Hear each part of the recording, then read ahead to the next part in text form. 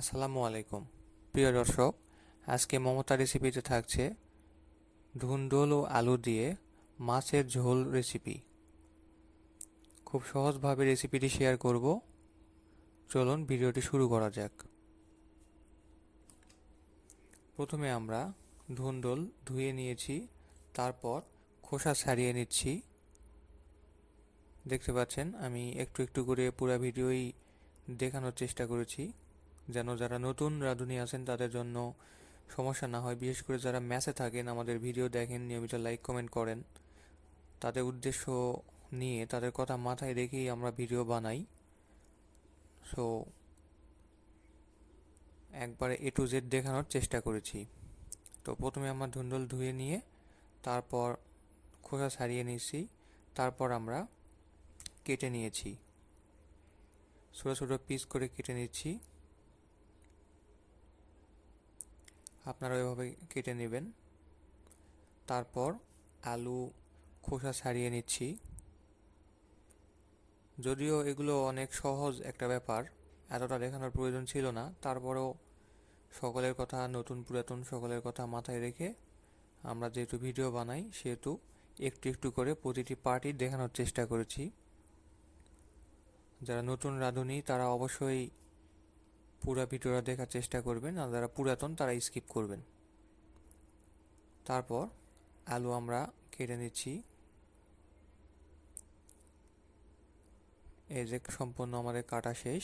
তারপর ফ্রেশ পানি দিয়ে ধুয়ে নিয়েছি। দেখতে পাচ্ছেন আমরা কীরকম সাইজ করে কেটে নিয়েছি। এর চেয়ে বেশি ছোটো করার প্রয়োজন নেই, তরকারি রান্না করলে তো এমনি ছোট হয়ে যাবে।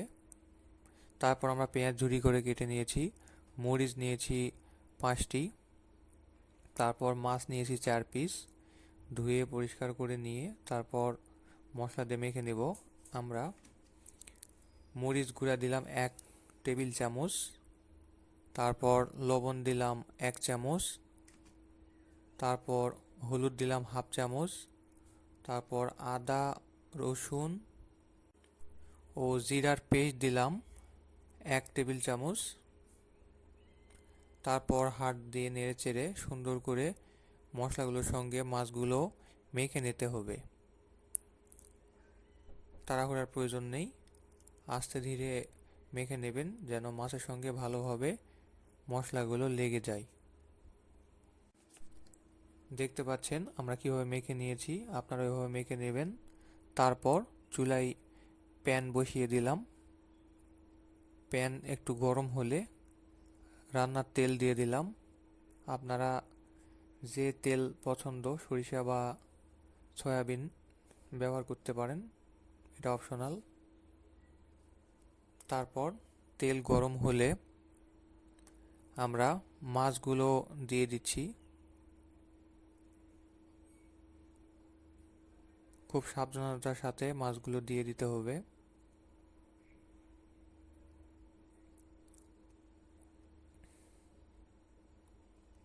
তারপর চুলার আঁচ মিডিয়ামে রেখে আমরা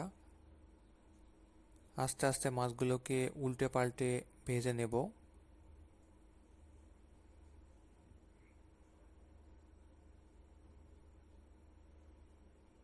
খুব আস্তে আস্তে উল্টাতে হবে, তা না হলে ভেঙে যেতে পারে। আপনারাও আস্তে আস্তে উল্টে পাল্টে মাছগুলো ভেজে নেবেন। যদি আপনারা একটু কড়া করে ভেজে খেতে পছন্দ করেন তাহলে ভেজে নেবেন। আমরা হালকা করে ভেজে নিচ্ছি, খুব একটা বেশি কড়া করব না। যে যেরকম পছন্দ করেন সে সেরকমভাবে ভেজে নেবেন।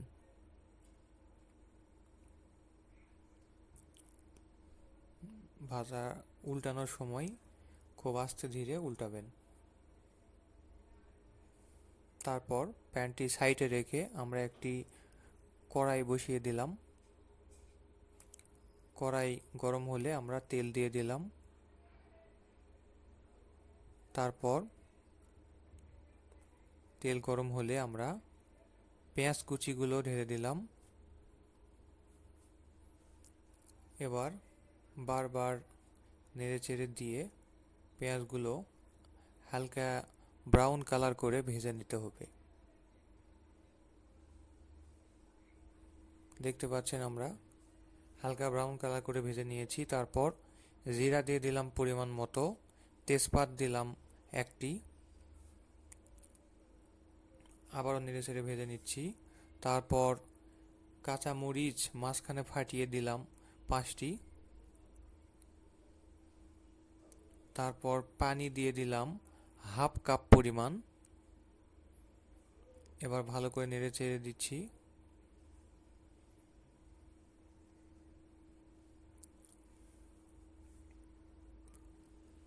তারপর মরিচ গুঁড়া দিলাম 1 টেবিল চামচ পরিমাণ, লবণ দিলাম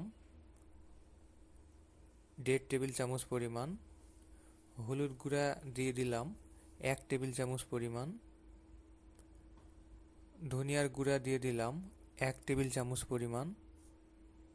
তারপর আদা, জিরা ও রসুনের পেস্ট দিয়ে দিলাম 2 টেবিল চামচ পরিমাণ। তারপর ভালো করে নেড়েচেড়ে মিশিয়ে নিতে হবে। চুলার আঁচ এই সময় অবশ্যই মিডিয়ামে রাখতে হবে, খুব একটা বেশি জোরে রাখা যাবে না। তারপর আমরা একটু নেড়েচেড়ে মশলাকে কষিয়ে নিব। দেখতে পাচ্ছেন মশলা থেকে অতিরিক্ত পানি বা রস আমরা কমিয়ে নিয়েছি। তারপর আলু ও ধুন্দুলগুলো দিয়ে দিলাম। তারপর ভালো করে নেড়েচেড়ে মিশিয়ে নিতে হবে। অবশ্যই ভালো করে নেড়েচেড়ে মেখে নেবেন।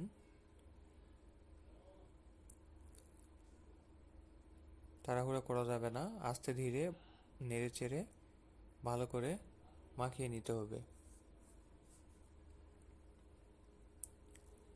তারপর আবারও আমরা পানি দিয়ে দিচ্ছি হাফ কাপ পরিমাণ। আবারও একটু নেড়েচেড়ে দিয়ে ভালো করে মিশিয়ে নেব। তারপর একটি ঢাকনাতে ঢেকে দিলাম 5 থেকে 6 মিনিটের জন্য। ফিরে এলাম 5 থেকে 6 মিনিট পর। আবারও একটু নেড়েচেড়ে দেব।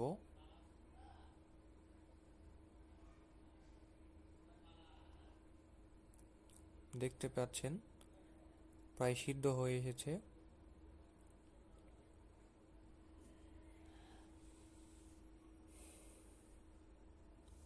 আবার একটু নেড়েচেড়ে দিয়ে ঢাকনা দিয়ে ঢেকে দিলাম আবারও 5 মিনিটের জন্য। আবারও ফিরে এলাম 5 মিনিট পর। আবারও নেড়েচেড়ে দিতে হবে। দেখতে পাচ্ছেন রস অনেকটা কমে এসেছে এবং সবজিগুলো সেদ্ধ হয়ে গেছে। একটু ভালো করে উল্টে পাল্টে নেড়েচেড়ে দিতে হবে।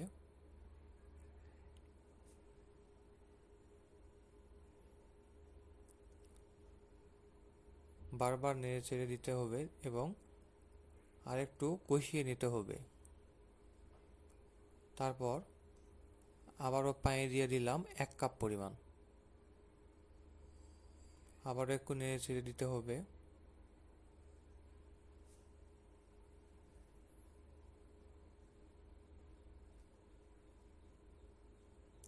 এবার আলাদা করে ভেজে রাখা মাছগুলো দিয়ে দিতে হবে। মাছগুলো সব দিয়ে দিলাম। এবার মাছগুলো একটু ঝোলের মধ্যে বসিয়ে দিলাম।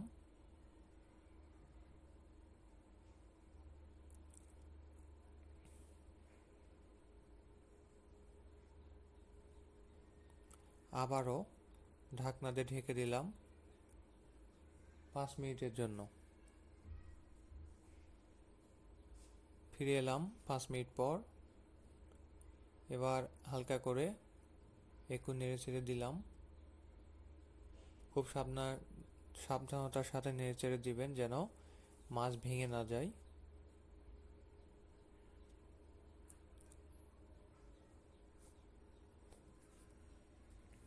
আমাদের রান্নাটি এ পর্যন্তই শেষ হলো। যেহেতু বলছিলাম খুব সহজভাবে রান্নাটি করে দেখাবো, তাই সহজভাবে রান্নাটি করে দেখানোর চেষ্টা করলাম। ধন্যবাদ এতক্ষণ সঙ্গে থাকার জন্য। পরবর্তী রেসিপি দেখার জন্য আমন্ত্রণ জানিয়ে আজকের ভিডিওটি এখানে শেষ করছি। দেখতে থাকুন মমতা রেসিপি এবং শেয়ার করুন আপনার বন্ধুদের মাঝে। ধন্যবাদ সবাইকে। ভিডিওটি ভালো লাগলে একটি লাইক দিন এবং আপনি যদি আমাদের নতুন দর্শক হয়ে থাকেন তাহলে চ্যানেলটি সাবস্ক্রাইব করে সাথেই থাকুন।